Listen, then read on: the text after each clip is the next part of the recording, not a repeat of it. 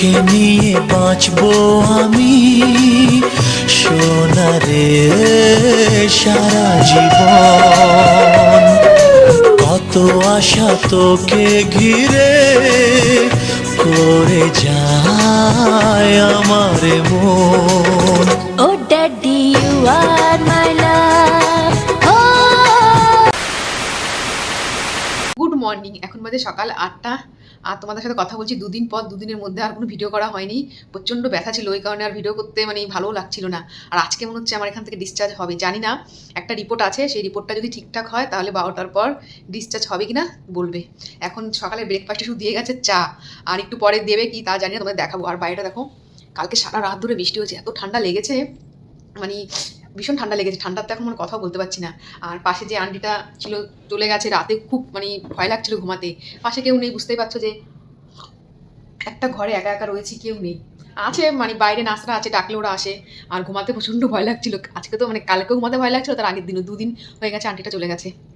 তো চলো সকালের এই চাটা খেয়ে তারপর দেখি পরে ব্রেকফাস্টে কি আসে। আর আমি গেছিলাম নার্সারিতে ব্রেস্টফিড করাতে, তো ও খাচ্ছেই না, যেহেতু আমাকে ছেড়েও 3 দিন আছে, এত কান্না করছে। আর ওরা তো খাওয়াচ্ছে চামচ দিয়ে, ওই কারণেও খাচ্ছে না। বাড়িতে গেলে যদি অভ্যাস হয় তাহলে যদি খায়, এছাড়া তো দেখছি এত কান্না করছি, সামলাতেই পারছি না। তো চলো চা বিস্কুটটা খেয়ে নিয়ে আমরা, ঠান্ডা হয়ে যাবে। আর আজকে ডিসচার্জ হয় কিনা সেটাও তোমাদেরকে বলবো।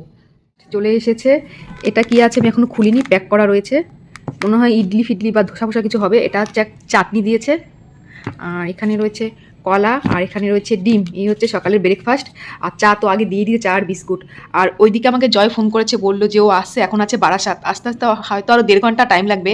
বারাসাত থেকে শিয়ালদা আসবে, গড়িয়া নামবে, সেখান থেকে ক্যাব নিয়ে তারপর আসবে মুকুন্দপুর আমৃতে। আর আজকে ছুটি হতে হতে 12টা বাজবে, যদি রিপোর্ট সব কিছু ঠিকঠাক থাকে। তো চলো ব্রেকফাস্টটা করে নিই, কখন বাড়ি যাবো সেটাই ভাবছি। 5-6 দিন ধরে এখানে রয়েছি, আর ভালো লাগছে না, এই একটা ঘরে বন্দি হয়ে রয়েছি। আর বেবি তো আমার কাছে নেই, থাকলে তবুও একটুখানি ভালো লাগতো, একা একা কতক্ষণ ভালো লাগবে। আর আমি যাচ্ছি বেবির কাছে, কতবার যাওয়া যায় বলো, এই অবস্থায় যা ব্যথা করছে, তবুও যাচ্ছি দিনে 3-4 বার করে। তো চলো ব্রেকফাস্টটা করে নিই, আবার ঠান্ডা হয়ে যাবে। রিপোর্ট সব ঠিকঠাক আছে বেবির, তো বললো একটু পরেই আমার ডিসচার্জ হয়ে যাবে। জয় সব প্রসেসিং করছে।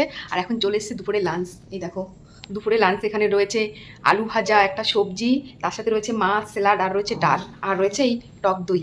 তো খাওয়া দাওয়ার পর আমাদের বেরোতে হবে। আর বেবিকে কিন্তু এখনও আমার কাছে দেয়নি, যখন আমি এখান থেকে বেরোবো ড্রেসপত্র পরে তখন দেবে। বেরোতে বেরোতে হয়তো তাও 2-3টে বাজে, বাড়ি যেতে সন্ধে। তো চলো সবটাই তোমাদেরকে শেয়ার করি, আগে খেয়ে নিই, বাড়িতে গিয়ে কী করবো না করবো সেটা তোমাদেরকে দেখাবো। আর ভাই আসছে নিতে, বোন ভেবেছিল আসবে, কিন্তু বোনের শরীরটা প্রচণ্ড খারাপ, তাই ভাই নিতে আসছে।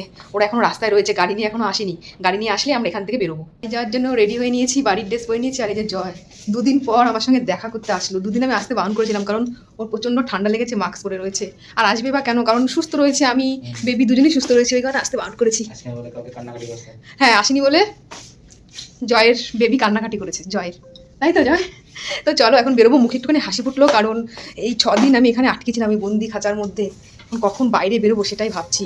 ভাইরা বেরা চলে এসে বললো আর 10 মিনিট লাগবে আসতে এখানে। আর হাতের ট্যাগটা এখনও খোলেনি, যেহেতু আমার বেবিকে দেয়নি, 35-এর লেখা রয়েছে।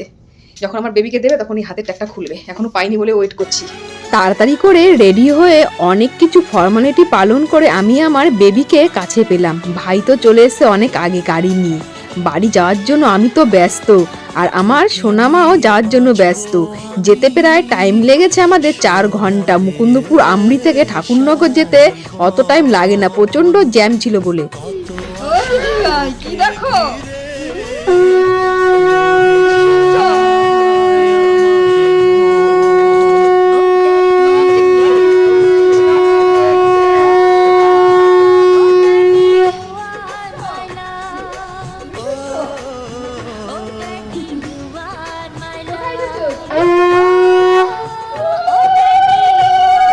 আমরা দুজনে বাড়িতে এসে তো অবাক, আমাদের জন্য এত সুন্দরভাবে সাজিয়ে রেখেছে আমরা ভাবতেই পারিনি। দুজন মিলে ফুলের উপর পা দিয়ে ঢুকলাম ঘরে, আর আমাদের সোনামা দেখো কি সুন্দর তাকাচ্ছে, ভাবছে যে কোথায় এলাম, এতদিন কোথায় ছিলাম আর এখন কোথায় এলাম।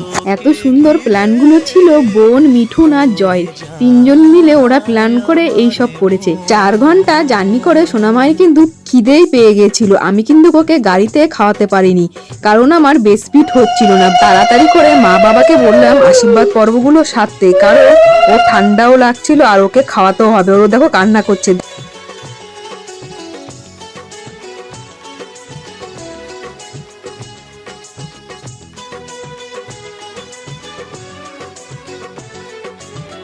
কান্না করছে কেন? বাড়ি চলে এসেছো? বাড়ি চলে এসেছো? বাড়ি চলে এসেছো? কি হয়েছে? কি হয়েছে?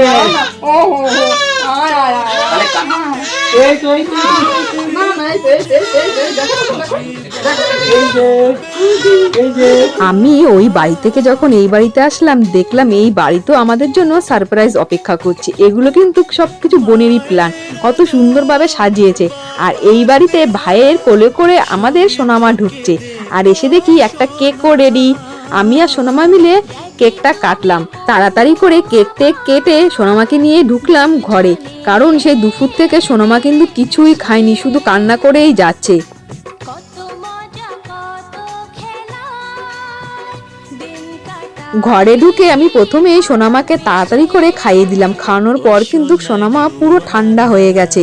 তো চলো আজকের ভিডিওটা এইটুকু, সবাইকে বলে দাও সোনামা tata, good night. Oh, Shona, you are my love.